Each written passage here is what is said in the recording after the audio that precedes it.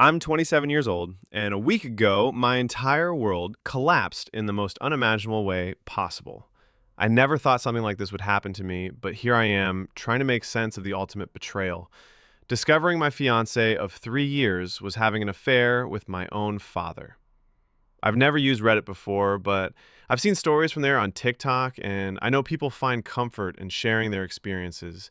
So here I am, sharing mine, hoping it might help someone else who's going through something similar, or maybe just to get it out of my head because it's been eating me alive for the past week. Let me call my fiance L, my father B, and my mother R. Those aren't their real names, obviously, but I need some distance from this nightmare, even if it's just using different letters. Elle and I met during her freshman year of college. We were both living in the same dormitory building, one of those massive concrete blocks that house hundreds of students. I was a sophomore, and she was this bright-eyed freshman who seemed to light up every room she walked into. We met at one of those awkward dorm mixers that the RAs organize, where everyone stands around eating stale cookies and trying to make conversation. What struck me about Elle wasn't just that she was beautiful, though she absolutely was, with these incredible green eyes and this laugh that could make you forget whatever was bothering you. It was how genuine she seemed. In a place full of people trying to reinvent themselves or impress others, she was just herself, comfortable in her own skin in a way that drew people to her. We started talking that night about everything and nothing, our majors, our families, our hopes for college. When the mixer ended, we kept talking in the hallway until the RAs had to kick us out because it was past quiet hours. That became our thing, these long conversations that would stretch into the early morning hours, covering everything from our childhood dreams to our fears about the future. What made our relationship even more convenient was that we discovered we lived only 2 towns away from each other back home. Whenever we went home for weekends or holidays, I'd offer to drive her. It only added about 20 minutes to my trip, and those car rides became some of my favorite times with her. We'd talk about our families, our friends back home, and our plans for after college. After multiple trips and countless hours hanging out at school, we started dating. It felt natural, like we'd been building toward it all along. Both of us came from close-knit families, so we told our parents right away. I'd met her family plenty of times when dropping her off, quick introductions and pleasantries, but nothing more than that. Her parents seemed nice enough, and they always thanked me for giving their daughter a ride home. Both of our families accepted each other with open arms. My parents were thrilled that I'd found someone who made me happy, and Elle's family welcomed me like I was already part of their clan. Our relationship grew stronger with each passing month. We had that easy compatibility that some couples spend years trying to find. We could talk for hours or sit in comfortable silence. We shared the same sense of humor, and we wanted the same things out of life. I was a year ahead of Elle in school, so when I graduated, I moved back home, where I was offered a great job with excellent pay at a marketing firm. The separation was hard, but we made it work. I visited her at school whenever I could get away from work, and whenever she came home, we'd spend every free moment together. Those visits kept our relationship strong.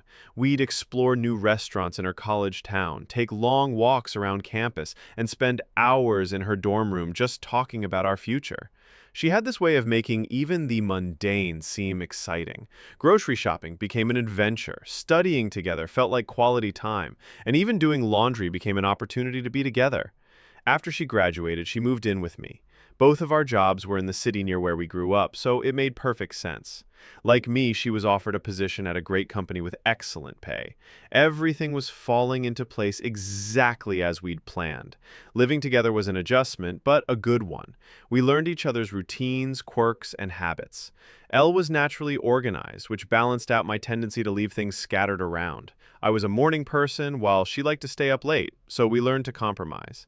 She'd get up early with me for coffee before work, and I'd stay up a little later to watch movies with her. After living together for about 3 years, I proposed. I'd been planning it for months, trying to come up with something that would be meaningful to both of us. I finally decided on a simple but heartfelt proposal at the park where we'd had our first official date. She said yes before I even finished asking, and we both cried happy tears as I slipped the ring onto her finger. We've been planning our wedding since then, and it was supposed to be the happiest time of our lives. Elle threw herself into the planning with the same enthusiasm she brought to everything else. She'd spend hours looking at venues, dresses, and flowers, always asking for my opinion and making sure we were both happy with every decision. Our families were thrilled about the engagement. My parents kept saying how excited they were to officially welcome Elle into the family, and her parents talked about how happy they were that their daughter had found someone who loved her so much. Everyone was looking forward to the wedding, to celebrating our love and the joining of our two families. Looking back now, there were so many red flags that I completely overlooked. At the time, I wrote them off as my father just trying to welcome Elle into our family, being the friendly, outgoing person he'd always been. But now, with the benefit of hindsight and the devastating knowledge of what was really happening, those innocent interactions take on a completely different meaning. My father started calling Elle all the time. Not occasionally, not just for special occasions, but regularly enough that it became noticeable. Whenever I was around and her phone rang with his name on the screen, they tell me they were talking about upcoming family parties or my mother's birthday plans or some other seemingly innocent family matter. I thought it was sweet that my dad was making such an effort to include Elle in family planning. There was one incident that should have been a massive red flag, but I was so trusting, so naive, that I didn't see it for what it was. Elle was in the shower and her phone rang. I saw it was my dad calling, so I answered, thinking maybe it was something important or that he'd want to talk to me instead. When he realized it was me who had picked up, he sounded both upset and surprised. There was this moment of awkward silence before I asked what was up. He said he wanted to talk to Elle about my mother's birthday, which was coming up in a week. We talked for maybe a minute before ending the call, but something about his reaction stuck with me. Why would he be upset that I answered Elle's phone? Why the surprise? But I pushed those thoughts away. I told myself I was being paranoid, that of course he'd be surprised. He called expecting to talk to Elle, not me. The birthday explanation made sense. My dad had always been involved in planning family events, so why wouldn't he want Elle's input on celebrating my mother's birthday? Even typing this out now, a week later, I feel like an idiot for not seeing it sooner. How could I have been so blind? How many times did they talk when I wasn't around? How many lies did they tell me to my face? How long had this been going on?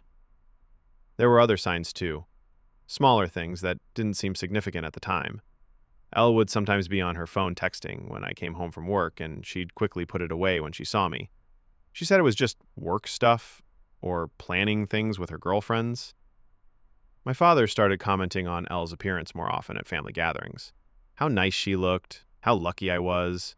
Things that seemed like typical father-in-law-to-be comments, but now feel so much more sinister. Elle started having more girls' nights and work events that kept her out late. She'd come home and tell me all about her evening, giving me details about who was there and what they did. I believed every word because why wouldn't I? This was the woman I was planning to marry, the woman I trusted completely. My father started asking more questions about my work schedule, about when I'd be home, about my travel plans. Again, I thought he was just being a caring father, maybe planning surprise family events or wanting to coordinate visits. The idea that he was using that information to plan secret meetings with my fiancé never crossed my mind. The day I found out started like any other Thursday. Elle had Thursdays off from work, which was something she'd negotiated when she started her job. She loved having a midweek break, and she usually used the time to run errands, clean the apartment, or just relax. That morning, she made breakfast for both of us, scrambled eggs, toast, and coffee, the same simple meal we'd shared hundreds of times before. When I left for work, she gave me a kiss and told me to have a great day. It was such a normal, routine moment, the kind of interaction that happens in relationships every single day. I had no idea it would be the last normal moment we'd ever share. During my drive to work, I realized I'd forgotten some important paperwork that I'd need for a meeting at 3 p.m.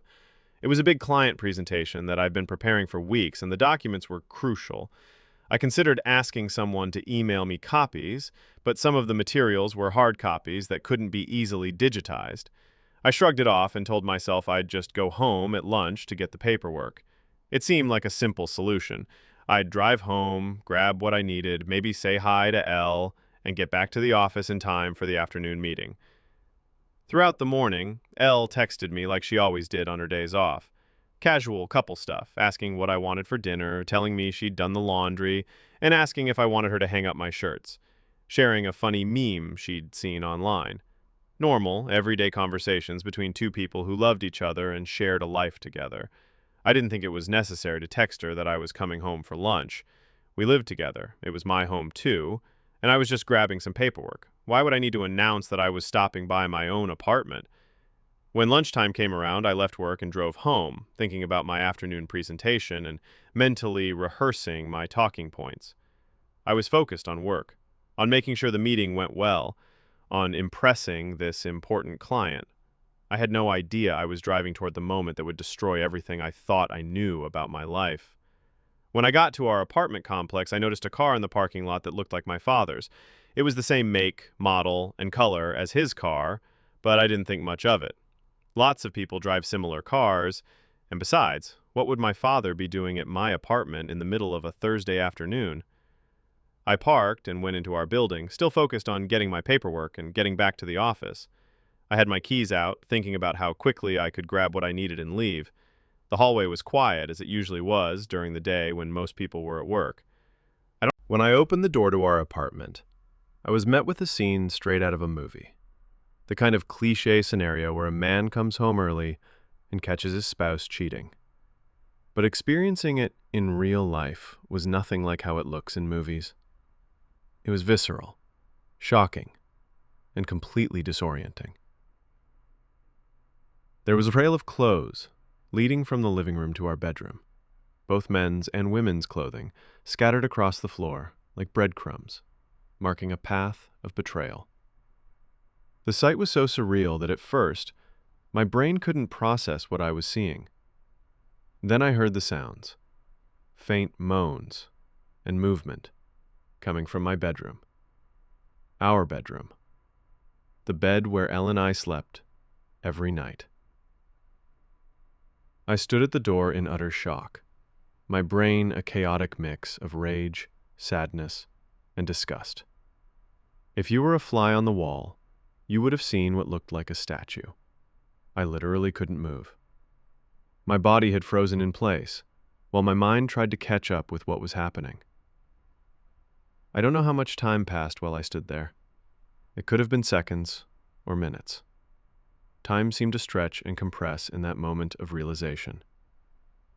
When I finally snapped back to awareness, my first instinct was to document what was happening. Some part of my brain, maybe the part that was thinking about lawyers and evidence and protecting myself, told me to record everything. I took out my phone and started recording. My hands were shaking, but I managed to get clear footage. I picked up all the clothes that were scattered on the floor. His shirt, her blouse, his pants, her bra, and threw them into the hallway of our building. It was a petty move maybe, but in that moment, I wanted them to feel exposed and vulnerable, the way I felt. After clearing the clothes, I filmed my walk to the bedroom. Each step felt surreal, like I was walking through a nightmare. The door was open, and I could see movement inside. I stood in the doorway, filming for about a minute, watching the two people who had betrayed me in the most intimate way possible. Then I flipped on the lights. They both jumped at the sudden brightness, startled and disoriented. They looked at me, and in that moment, my world completely shattered. It wasn't just that Elle was cheating on me. It was who she was cheating with. My father. My own father was in bed with my fiancé. The shock was indescribable. I'd prepared myself mentally for the possibility that Elle might be having an affair with a coworker or an ex-boyfriend or even a stranger. But my father? The man who raised me? Who taught me how to ride a bike and throw a baseball? Who walked me through my first heartbreak and celebrated my successes? The betrayal was so complete, so devastating, that for a moment I thought I might actually be hallucinating. After the initial shock wore off, my father noticed that I was recording. He started to panic, frantically looking around for something to cover himself with while telling me to stop recording. He found a towel and wrapped it around his waist. then started walking toward me with his hand outstretched, reaching for my phone. "Stop recording," he kept saying. "Turn that off. We need to talk about this." I told him clearly, "If you don't want to get hurt, stop coming toward me." But he either didn't care or didn't hear me. He kept advancing, reaching for my phone, trying to grab it from my hands. I hit him square on the jaw. I'd never hit my father before, never hit anyone before, really. But in that moment, all the rage and betrayal and hurt condensed into that single punch. His head bounced off the doorframe, and he slumped to the ground, unconscious. Elle shrieked when she saw him fall. I turned the camera toward her, this woman I'd planned to marry, who was sitting naked in our bed after having sex with my father. "Concerned about your fuck buddy?" I said, "but nothing to say to your fiancé?" She just stared at me, her mouth opening and closing like she was trying to speak but couldn't find words. What could she possibly say? What explanation could there be for this ultimate betrayal? My father woke up after about a minute. I looked down at him, this man who used to be my hero, and felt nothing but disgust and rage. "I just needed to come pick something up for work," I told them both. "So I'm heading back now. If either of you pieces of shit are here when I get back, I'll send this video to everyone you know." I looked directly at my father, who was still groggy and holding his jaw. "You're dead to me," I said. "You're no longer my father. But you might want to go home and talk to Mom, because I'll be talking to her very soon." I sat in my car for a while after that, trying to process what had just happened. My hands were shaking, my heart was racing, and I felt like I might throw up. The adrenaline from the confrontation was wearing off, and the reality of the situation was starting to sink in. My phone rang, one of my bosses calling to ask where I was. I'd been gone much longer than a typical lunch break, and I had that important meeting coming up. "I'm on my way back right now," I told her, trying to keep my voice steady. When I got back to the office, I went straight to her office to hand over the paperwork I'd originally gone home to get. I must have looked awful because she immediately started asking what was wrong with me. "It's nothing," I said. "I'll be okay." But she kept looking at me with concern, scanning me up and down. Then she noticed something and stood up quickly, rushing toward me.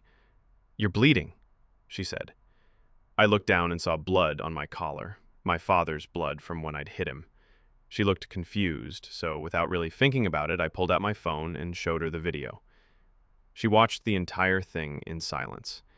She'd met Elle a few times at company events, but had never met my father. After the video ended, she sat there quietly for a moment, and I could see the pieces clicking together in her mind. Not only was my fiancé cheating on me, but she was cheating with my own father. "Is there anything I can do?" she asked. "Do you want to take some time off?" I told her I couldn't go back to the apartment right now, that I just needed a minute to collect myself, and that I'd be fine for the meeting. I had another shirt in my office that I could change into. Somehow I managed to get through that afternoon meeting. I put on a smile and acted like nothing had happened, discussing marketing strategies and budget allocations while my personal life was imploding.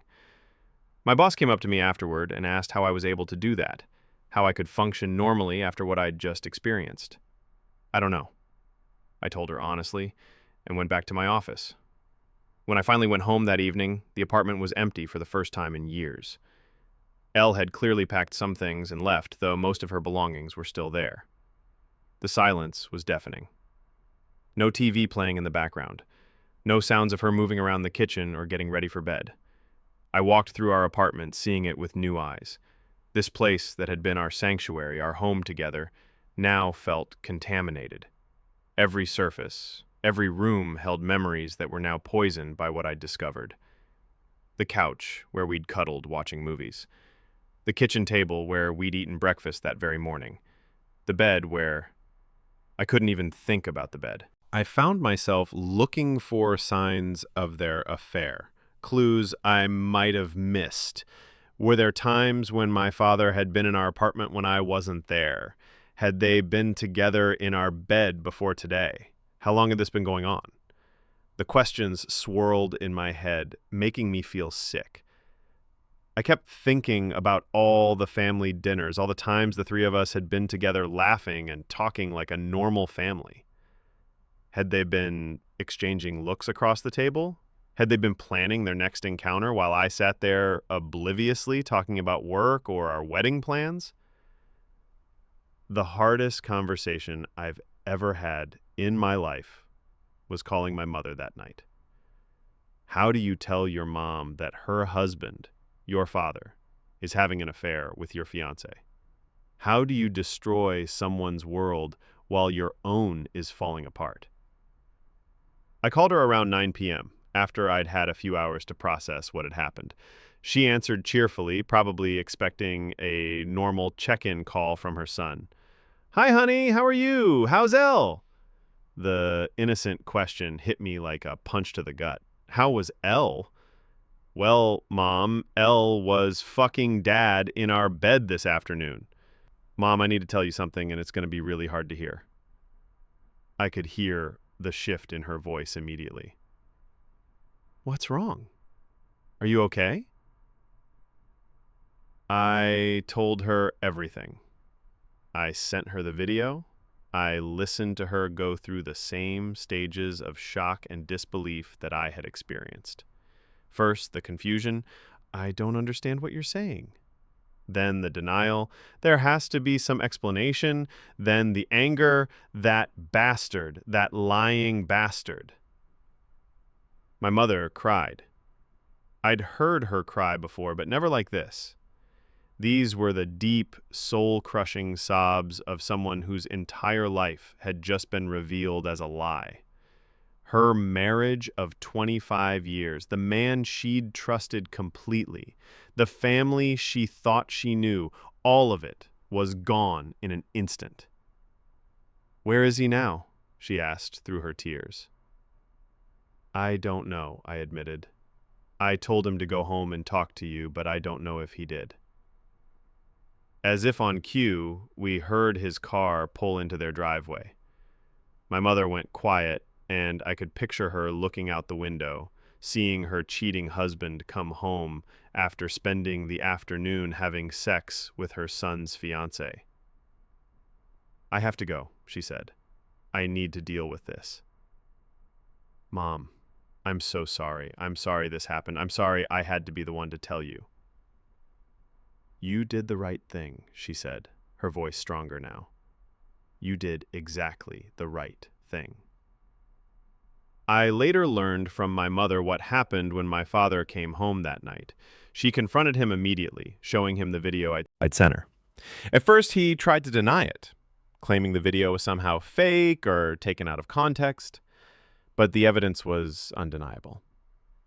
When he realized he couldn't lie his way out of it, he broke down. He admitted that the affair had been going on for 6 months.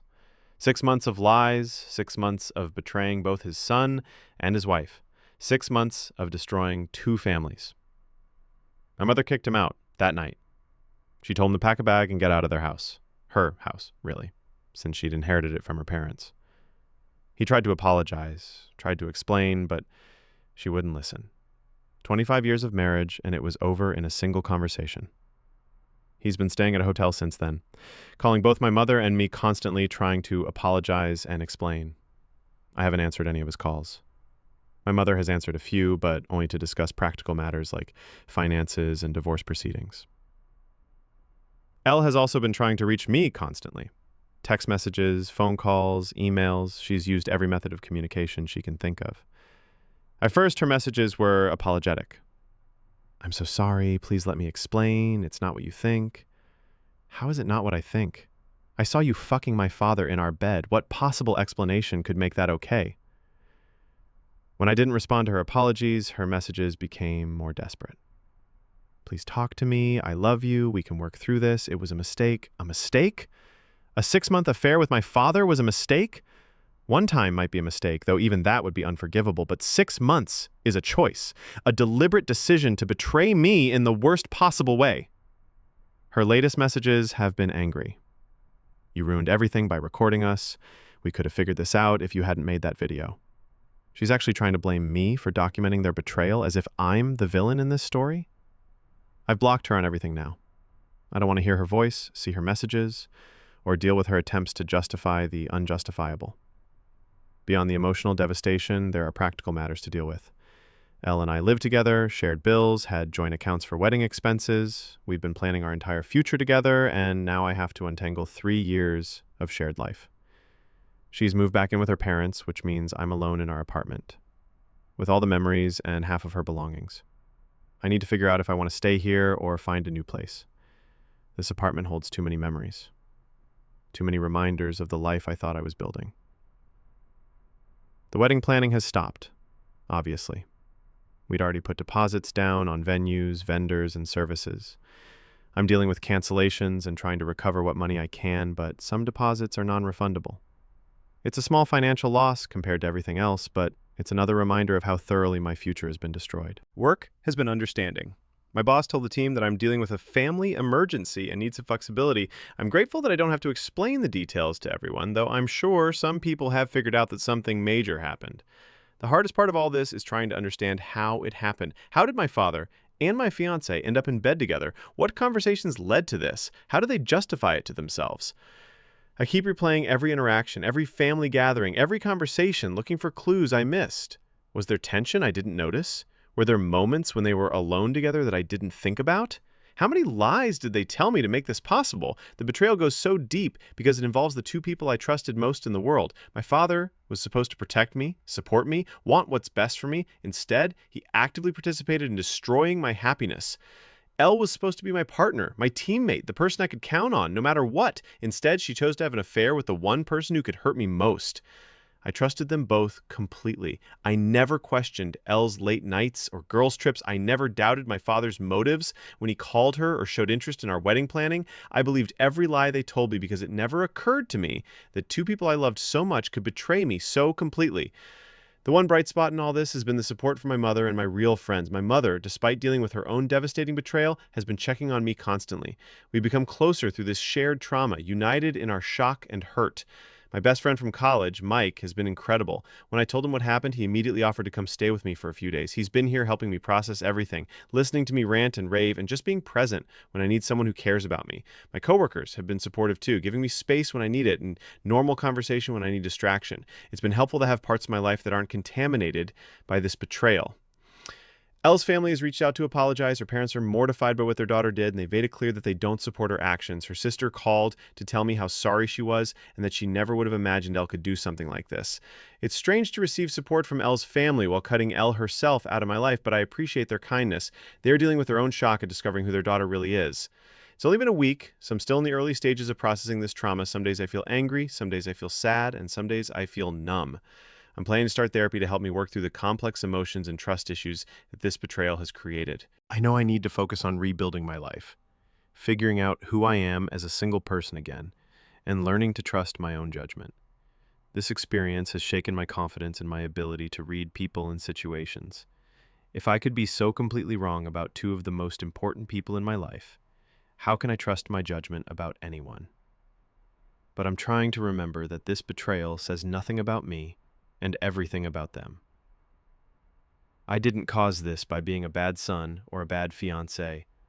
I was loving, trusting, and committed, all good qualities that I shouldn't regret having, even though they made me vulnerable to this betrayal.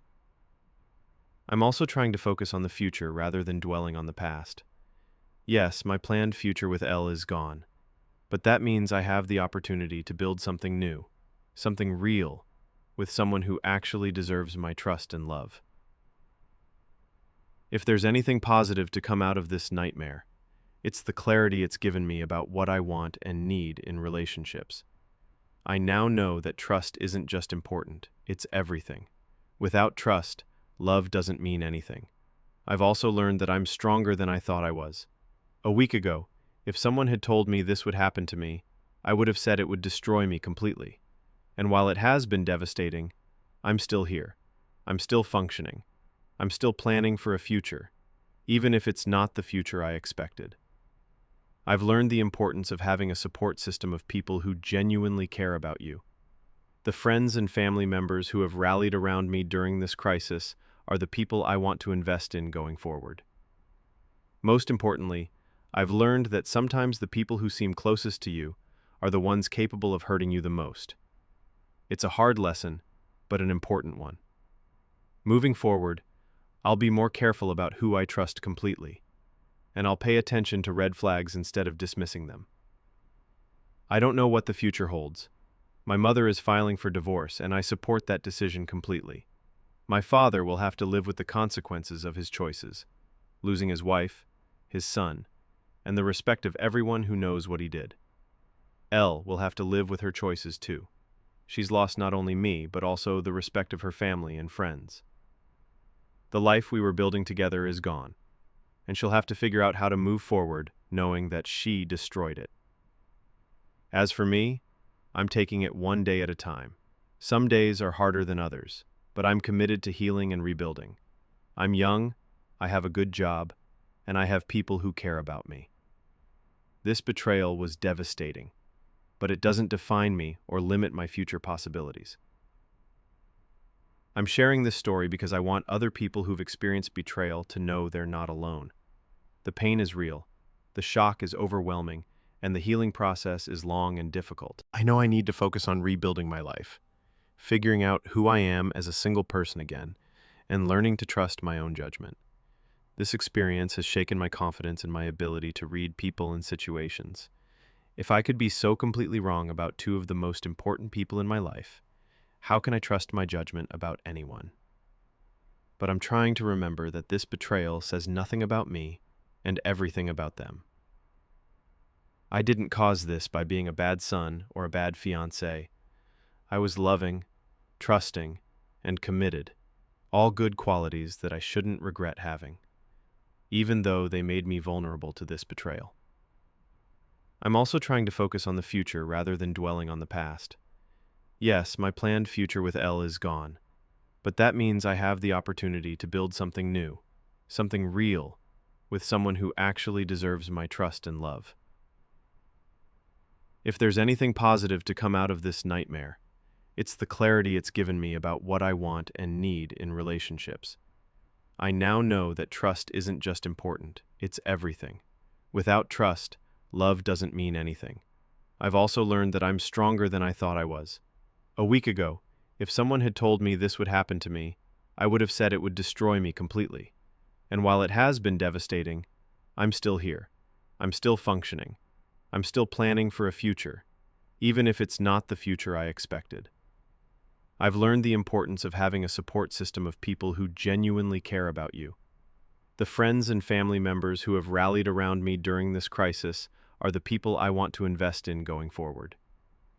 Most importantly, I've learned that sometimes the people who seem closest to you are the ones capable of hurting you the most. It's a hard lesson, but an important one. Moving forward, I'll be more careful about who I trust completely, and I'll pay attention to red flags instead of dismissing them. I don't know what the future holds. My mother is filing for divorce, and I support that decision completely.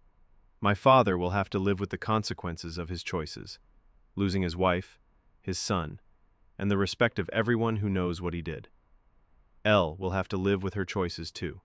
She's lost not only me, but also the respect of her family and friends. The life we were building together is gone, and she'll have to figure out how to move forward knowing that she destroyed it. As for me, I'm taking it one day at a time.